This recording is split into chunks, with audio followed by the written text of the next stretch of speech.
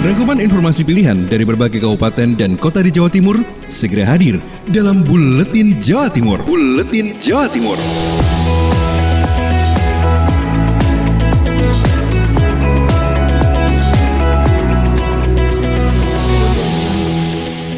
Salam jumpa sahabat, kami menyapa Anda kembali melalui rangkaian informasi yang kami kemas dalam Buletin Jawa Timur edisi Jumat 4 Desember 2020. Redaksi Buletin Jawa Timur hari ini telah menyiapkan informasi yang kami update dari beberapa lembaga penyiaran publik lokal radio, kabupaten, dan kota di Jawa Timur. Saya Wisnu Dermawan. Buletin Jawa Timur edisi hari ini kami awali dari Kabupaten Banyuwangi. Rekan Akbar Wiana dari Belambangan FM menyampaikan kabar berawal dari Sungai Kotor, kawasan Waduk Lecari disulap menjadi destinasi wisata baru di Banyuwangi. Kepedulian akan kebersihan lingkungan membawa manfaat positif bagi warga Dusun Sumberjo Desa Wringin Agung, Kecamatan Gambiran, Banyuwangi. Kini warga setempat berhasil menjadikan kawasan waduk di kawasan tersebut menjadi destinasi yang menarik.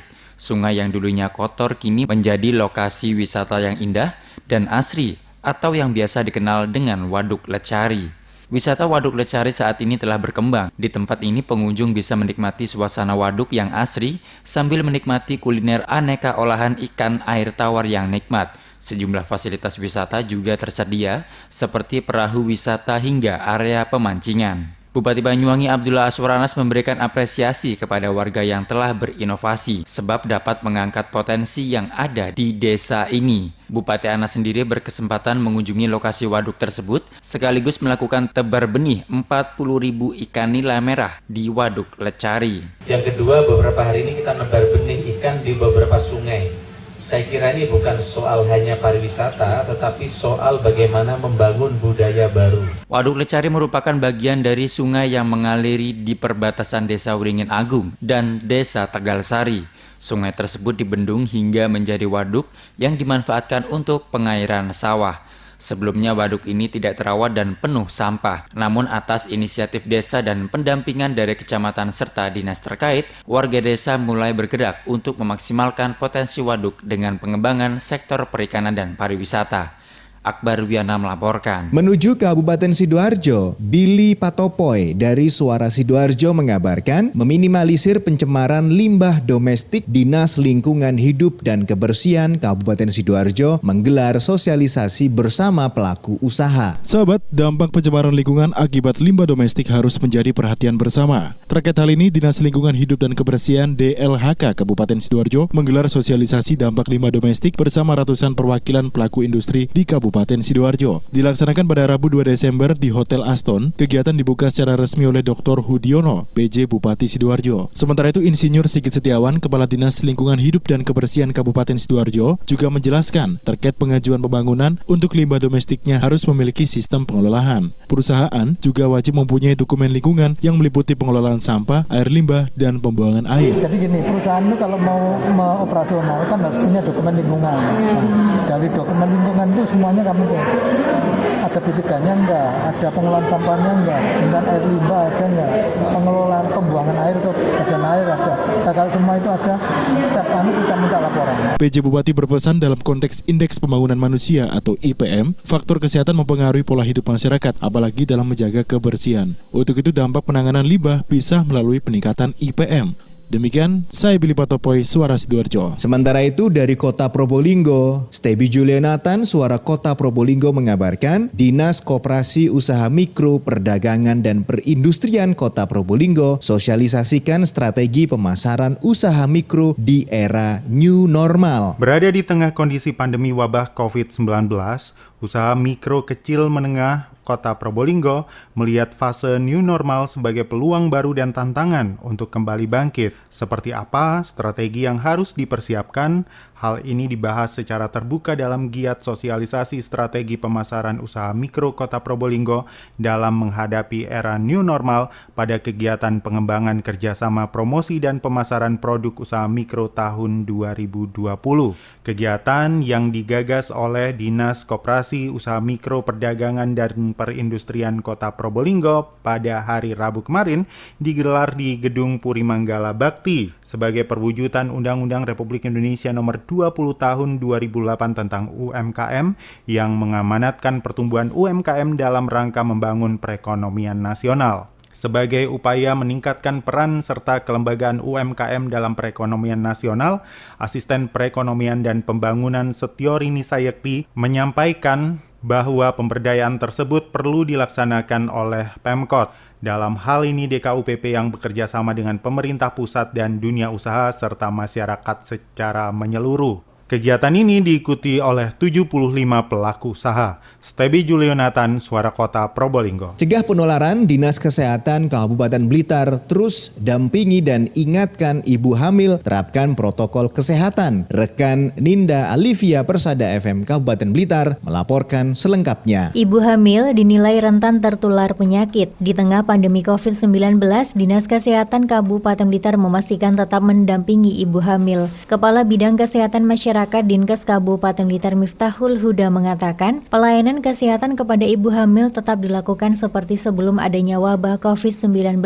Hanya saja pendamping mengubah perilakunya yaitu dengan menerapkan protokol kesehatan yang ketat. Ibu hamil terus diingatkan agar membiasakan memakai masker, sering cuci tangan ataupun memakai hand sanitizer, serta menjaga jarak saat berkomunikasi dengan orang lain. Tujuannya tidak lain agar tidak terjadi penularan virus corona terhadap ibu hamil. Tetap protokol kesehatan itu, Mas. Jadi pelayanan ya tetap protokol kesehatan ya dirubah untuk supaya tidak terjadi penularan, itu aja sebenarnya. Tidak ada yang khusus sekali, tidak ada. Huda berharap ibu hamil dapat menyadari situasi dan kondisi saat ini sehingga saat tidak ada pendampingan mereka tetap menerapkan protokol kesehatan dengan ketat. Ninda Alivia, Radio Persada FM Blitar. Dari Kabupaten Nganjuk, rekan Agustin Merdekawati Ersal Nganjuk mengabarkan di masa pandemi Dinas Kesehatan Kabupaten Nganjuk terus berupaya mengurangi angka stunting. Kita menuju Kabupaten Gresik. Rekan Putri Rizkiana, Suara Gresik mengabarkan Tol Krian Legundi Bunder Gresik tingkatkan layanan publik. Gubernur Jawa Timur Kofifa Indar Parawansa mengawali uji coba operasional Tol Krian, Legundi, Bunder, dan Manyar dengan melakukan tapping kartu tol elektronik di gerbang Tol Cermi Kabupaten Gresik. Uji coba ini untuk memastikan layanan tol operasional KLBM mulai beroperasi. Tol KLBM yang pembangunannya dimulai sejak 2017 tersebut berjarak 29 km. Selama 2 minggu ke depan, masyarakat sudah bisa menggunakan tol KLBM ini secara gratis. Gubernur Kofifa yang didampingi Direktur Utama PT Waskita Bumi Wira, Herdi Widiakto, Kepala Badan Pengatur Jalan Tol, Danang Parikesit juga mengecek langsung kondisi jalan tol KLBM mulai dari gerbang tol Cermi hingga pintu tol Legundi. Gubernur Kofifa menjelaskan, tol KLBM telah mulai dioperasikan untuk masyarakat umum. Sesuai dengan SK Menpupera, 2 minggu pertama ini semua masyarakat diberikan kesempatan melewati tol KLBM secara gratis. Saya Putri Rizkiana, Suara Gresik mengabarkan untuk Buletin Jawa Timur. Dari Kabupaten Ngawi, rekan Akmal Mustafa, Suara Ngawi mengabarkan KPU Kabupaten Ngawi menggelar simulasi pemungutan suara dengan menerapkan protokol kesehatan. Guna mencegah klaster baru COVID-19,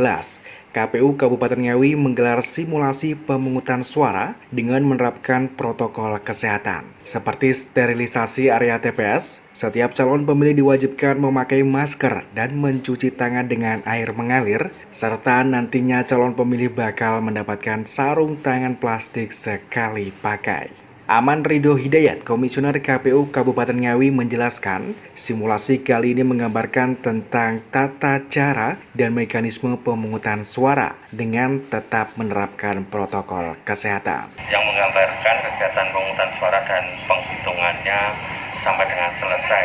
Adapun penekanannya, kegiatan ini adalah satu, tata cara dan mekanisme pemungutan suara. Yang kedua adalah bagaimana metode penerapan protokol kesehatannya. Sementara sebelum memasuki area TPS, calon pemilih harus dicek terlebih dahulu suhu tubuhnya. Bila calon pemilih melebihi 37 derajat Celcius, maka akan ditempatkan di ruang tunggu dan mencoblos di bilik khusus. Saya Akmal Mustafa, Suara Ngawi. Informasi berikutnya kita menuju Kabupaten Tulungagung. Rekan Mega Kristi dari RGR Tulungagung mengabarkan penanaman 1000 pohon di sempadan Sungai Berantas. Kegiatan penanaman 1000 pohon di sempadan Sungai Brantas telah dilaksanakan dan kegiatan ini dihadiri Forkopimda Tulung Agung, Direktur PJT 1, Kepala BBWS Brantas Provinsi Jawa Timur, Kepala Dinas Lingkungan Hidup Kabupaten Tulung Agung, Muspika Kecamatan Rejotangan, Ketua AMTTI dan anggota dan seluruh organisasi massa dan komunitas peduli lingkungan. Dilanjutkan dengan sambutan Bupati Tulung Agung, Dr. Andes Marioto Biro MM, yang menyampaikan bahwa perlu diketahui bersama bahwa Sungai Brantas adalah sebuah sungai di Jawa Timur yang merupakan sungai terpanjang kedua di Pulau Jawa setelah Bengawan Solo. Sungai Brantas bermata air Desa Sumber Brantas, Kecamatan Bumi Aji, Kota Batu, yang berasal dari simpanan air Gunung Arjuno, lalu mengalir ke Malang, Blitar, Tulung Agung, Kediri, Jombang, Mojokerto. Sungai Brantas memiliki fungsi yang sangat penting bagi Jawa Timur, mengingat 60% produksi padi berasal dari areal persawahan di sepanjang aliran sungai. Adanya beberapa gunung berapi yang aktif di bagian hulu sungai, yaitu Gunung Kelut dan Gunung Semeru, menyebabkan banyak material vulkanik yang mengalir ke sungai tersebut. Hal ini menyebabkan tingkat sedimentasi bendungan-bendungan yang ada di aliran sungai tersebut sangat tinggi. Melihat begitu pentingnya keberadaan kondisi Sungai Brantas, maka menjadi kewajiban bersama untuk menjaga kelestarian sumber daya air di wilayah Sungai Brantas. Bupati mengucapkan terima kasih dan memberikan apresiasi yang sebesar-besarnya kepada Asosiasi Mahasiswa Tulung Agung Indonesia atau AMTI yang telah menggagas kegiatan. Semoga apa yang dilakukan selalu mendapatkan ridho dari Tuhan Yang Maha Esa dan berdampak positif bagi lingkungan di sekitar Sungai Brantas.